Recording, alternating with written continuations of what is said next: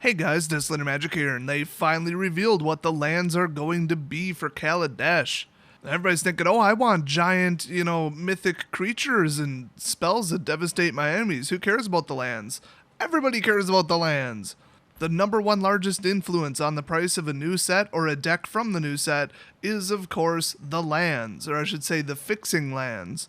If you're running anything above mono, now suddenly you care if they're 50-cent lands or $20 lands. Now, you would think Wizards learned from the fetch lands not to include, $15 to $30 potential lands in Standard because Standard will cost $1,000. Honestly, I think because of that, they're never going back to 3-color. Never, ever, ever again. Or they'll just make it so slow that getting color screwed for the first 3 turns isn't a big deal. So now, as a singles vendor, I really care about this set and the lands that are in it. And of course, this time they met the 2 requirements. 1, people actually want them because they're actually useful. And 2, they're at rare.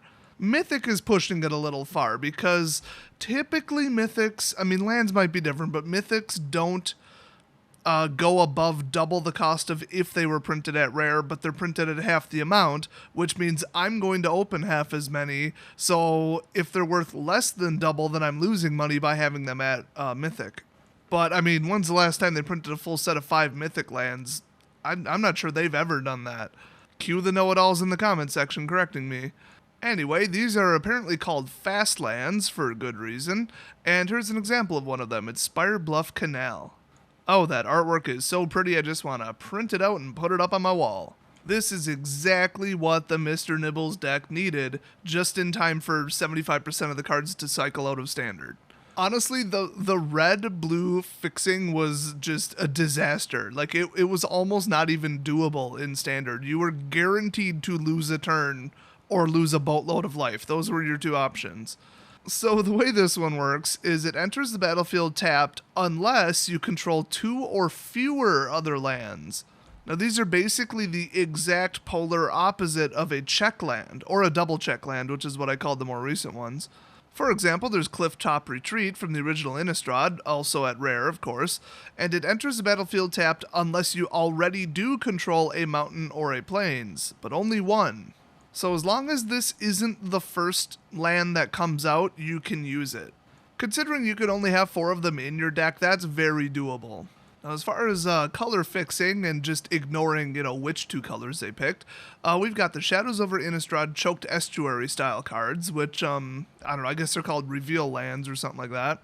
So as long as you already have an island or a swamp in your hand and then reveal it to prove it, then it comes out not tapped, which is kind of weird. If it's turn 1 and you know you're going to use blue mana, you pretty much could just bring out your blue mana. You could bring out your island. If you knew you're going to use a swamp, you could bring out a swamp. Now, once you run out, then you drop in the choked, you don't have anything to reveal, and then that turn you can't use that mana. So you have to throw this out and then just reveal one. So it actually almost always has to be the first land that you play. Or at least if not first, not the last land that you play. Now, way back in Battle for Zendikar, we've got cards like Canopy Vista, which I call a double check land. It states that it enters the battlefield tapped unless you control 2 or more basic lands, but they don't have to be a plains or forest. So a little bit flexible, but it basically has to be the 3rd or later land. So holy cow, does that come out late. Typically, you don't need color fixing late game, and if you do, you probably already lost. So those are not very valuable, not very helpful. In case you forgot, Oath of the Gatewatch only had the man lands, which, yeah, they can turn into a creature, but they always come out tapped, so as far as a land goes, it's pretty much just a basic dual land. And then, in case you're wondering, what was an Eldritch Moon, though? Because that's the 4th set that's going to be legal in Standard. Absolutely nothing is what it brought us. The rare lands were Gyre Reach Sanatorium and Handweir Battlements. That's it. So that's the pretty pathetic state of color fixing right now, depending upon the color combinations, because, while certain color combinations have better represented lands, obviously, at the moment. And now some people have been complaining about that. They're saying, oh, compared to, my perfect draws out of my $1,000 net deck from Dragons of Tarkir and that whole block, it's just crap right now. I'm getting mana screwed and color screwed all the time because I'm trying to play 3-color. Yeah, welcome to Magic the Gathering. That's how the game works. You're not supposed to be able to play mono blue, and then say, oh, you know what would be fun if I made it 50% blue, 50% red, and then you gain that power and that flexibility in the new mechanics and not have a single downside. And then you go to 3-color, so now you've got like life gain, creature removal, and giant aggressive creatures, and there's no downside. Why the hell would anybody play mono or dual color if you could just play 3-color and get away with it 100% of the time, and if there was literally no downside whatsoever? So yes, they made it harder to play multicolor because Magic. And I am very sorry for you if you joined the game right when Tarkir came out, because you have a bad impression of how color fixing works. Oh man, if they could just bring out in that stupid Egyptian set that's coming out, if they could bring out like just mono again. Because, you know, Theros, Devotion, mono. I mean, Devotion was mono. People running blue-green and trying to get Devotion going with Nykthos, those decks were pathetic. They just didn't work. My Thassa's Rebuff Master Waves deck would just crush them, so I would just love it if they push mono. And honestly, the description of that new set sounds exactly like it's going to be mono heavy, so I'm very happy about that. Now going back to Kaladesh though, since that's what's about to come out, there were a whole bunch of dual color cards right off the bat, so I knew that they were going to release some pretty good fixing, plus the state of fixing was pretty bad right now. So they went with 5 enemy lands, as they call them, and if you're wondering what enemy means, it's on the back of the card, you know, the little pentagon of the different colors. It means that they're not next to each other. So you look at Spire Bluff Canal, and red and blue are across from each other, not next to each other. So I guess people called them enemies because those are the colors that are supposed to fight each other, something, I don't know. That goes back a little far for me. So at this point you might be asking yourself, were these ever printed before?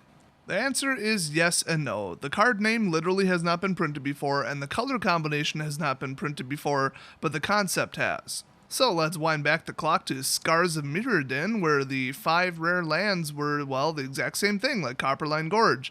It enters the battlefield tapped unless you control 2 or fewer other lands, so the exact same wording, except that red and green are right next to each other on the little color pentagon.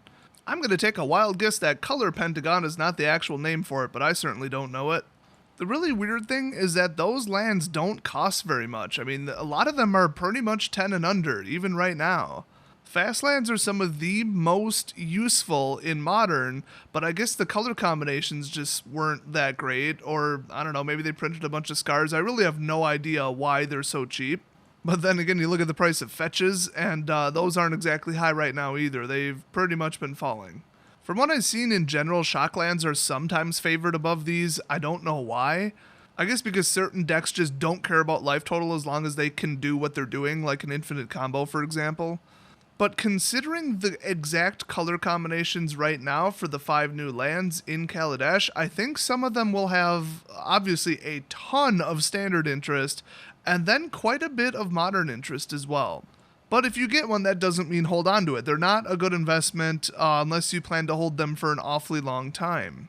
The way basically any rare land has ever gone in the history of Standard, as far as I've seen, is it starts really high because people need to build decks, and then they kind of, wind their way down, and people build like 5 decks, and then they choose the one they want, and they sell off the expensive cards from within it, or trade it away.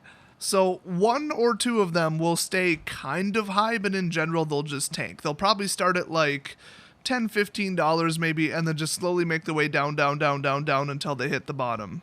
Now, as with any rare lands, whatever is popular is going to drive up the price. So the prices will go up and down and up and down and up and down like crazy. But in general, there will be a downward trend. So don't worry if you sold off, 4 of that, and you just sell off the whole set that you pulled, and then later one of them goes up while the other 4 went down. That's one of the most solid, reliable, predictable investment tips I can possibly give about these new lands, because I just can't name a land that all 5 of them just went up. They just started mid and went up. It just doesn't happen. Or at least not in the last couple years. Now, considering they used the color black twice, green twice, red twice, white twice, and blue twice, I think that's it for the colors. That, of course, is, all the combinations of enemy colors that there are, and it'd be really weird for them to suddenly throw in the Scars of Mirrodin lands again, too. I hate being pinned down to only 5 color combinations, but, having 10 might be a little bit much. And of course, wasting 10 rare slots on lands, very questionable. So I think that's it for these. Overall, I would say that they're going to be very useful. They're going to be heavily sought after. They're probably the most useful and fast, reliable, and generally good cards in all of Standard right now. So expect some pretty nasty prices. Overall, with Eldritch Moon, Shadows, and, all the sets total, I think it's pretty easy to play mono. It's going to be one of those things where if you want your deck to run absolutely perfectly, make it mono, but you're always going to want to splash another color because there are such important, utility spells. You'll always find yourself saying, oh, I wish I could just have this, but then it's going to cost you probably 80 to 100 to fill out the mana base just to go to 2 colors. That always, always, always sucks, and I wish they would have just printed these at uncommon, but that would be, they've never done anything like that, ever. The current uncommon lands suck. They're basically just come in, tapped, dual lands, and that's it. So that's a downer, but at least your decks will run better. It's going to cost you, but your decks will run better. But since I like to build budget decks, expect a whole bunch of mono decks from me. Oh, and by the way, the most powerful deck I see right now, which, a little early for that, but with almost nothing showing, it's going to be red removal with red boost ambush and pilots and vehicles.